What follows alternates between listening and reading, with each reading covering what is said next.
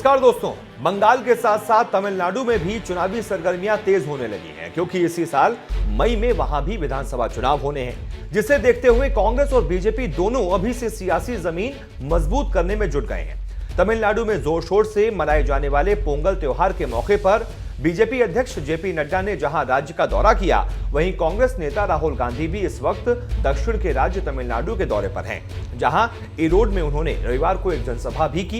इस दौरान वो बीजेपी के साथ साथ संघ पर भी जबरदस्त हमला बोलते हुए नजर आए, लेकिन संघ के खिलाफ हमला बोलते बोलते वो यहां तक कह गए कि नागपुर के निक्कर वाले कभी भी राज्य का भविष्य तय नहीं कर सकते।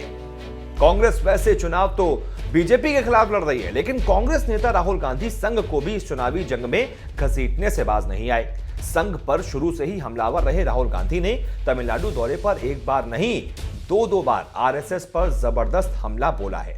राहुल गांधी ने सबसे पहले तिरुपुर क्षेत्र में संघ पर हमला बोला। यहां एक चुनावी जनसभा के दौरान राहुल गांधी ने कहा, महिलाओं को बिना समान अधिकार दिए कोई देश प्रगति नहीं कर सकता। दुर्भाग्यपूर्ण बात है कि जो संगठन आज भारत को नियंत्रित करता है वो तानाशाही है और पुरुषवाद का समर्थक है। यहां तक कि महिलाओं को भी संघ में जगह नहीं दी गई है। राहुल गांधी यही नहीं रुके, उन्होंने आरोप लगाया कि संघ शुरुआत से ही महिलाओं के साथ भेदभाव करता आ रहा है। जाहिर है कि जो संस्थान महिलाओं को शामिल नहीं करता वो उनका सम्मान भी नहीं करता। अगर आप महिलाओं का सम्मान करते तो उन्हें अपने संगठन में बराबर का स्थान देते। A country can progress only when the women walk shoulder to shoulder in the face of development. But it is very unfortunate that the women in India are subjected to various forms of violence such as physical, sexual, social, psychological and economical. And indeed we are recently witnessing several incidences of sexual assaults in like Hathras, the Anganwadi worker and so on. But it is very unfortunate that the government, instead of punishing the perpetrators, they are protecting them. Then where will it end, sir? What's the end for this? I also agree that without giving place to women, equal place to women, no country can progress.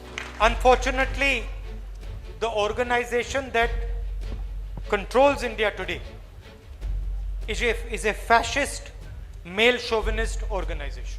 Women are not even allowed into the RSS. So they discriminate against women from the beginning. Any organization that does not let women inside it obviously does not respect women. Because if you respected women, you would give them equal space in your organization.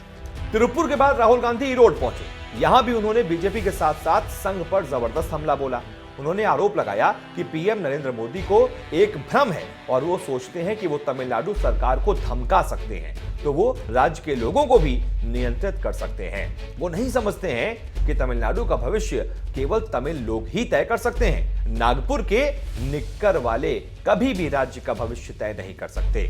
Tamil Nadu के भविष्य का फैसला इसके युवा करेंगे। We will not allow Narendra Modi to destroy the foundation of India.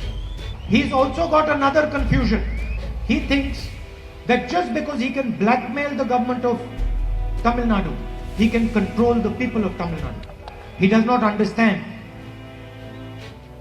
that only the Tamil people can decide on the future of Tamil Nadu.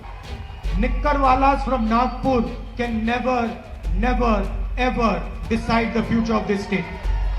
Doesn't matter how many parades they have. Tamil Nadu's future will be decided by the youngsters of Tamil Nadu. ये कोई पहली बार नहीं है कि राहुल गांधी ने BJP के साथ साथ संघ पर निशाना साधा हो। इससे पहले साल 2017 में भी गुजरात दौरे पर गए राहुल गांधी ने संघ में शामिल महिलाओं के कपड़े पर विवादित सवाल पूछते हुए कहा था कि आरएसएस की शाखा में आपने एक भी महिला को शॉर्ट्स पहने देखा है? मैंने तो कभी नहीं देखा।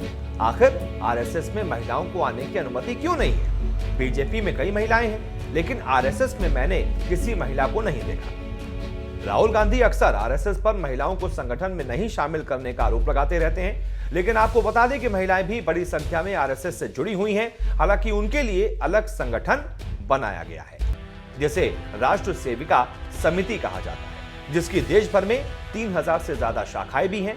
इसकी स्थापना भी 1936 में एक महिला लक्ष्मीबाई केलकर ने ही की थी। इस वक्त सेविका समिति की प्रमुख संचालिका शांताक्का हैं, जो नागपुर में ही रहती हैं और 1995 से समिति से जुड़ी हुई हैं। बात संघ में शामिल इन महिलाओं के कपड़े की करें तो राहुल गांधी को शायद इस बात से निराशा होगी कि ये महिलाएं शॉर्ट्स नहीं पहनती हैं, बल्कि भारतीय परिधान साड़ी और सलवार कमीज धारण करती हैं। सफेद रंग की सलवार कमीज के साथ गुलाबी रंग के बॉर्डर वाला दुपट्टा होता है, जबकि महिलाएं चाहें तो गुलाबी बॉर्डर वाली सफेद साड़ी भी पहन सकती हैं। वैसे राहुल गांधी को यह भी जानना चाहिए कि देश की विदेश मंत्री रही सुषमा स्वराज और लोकसभा अध्यक्ष रही सुमित्रा महाजन भी संघ के संगठन राष्ट्र सेविका समिति से जुड़ी रही हैं।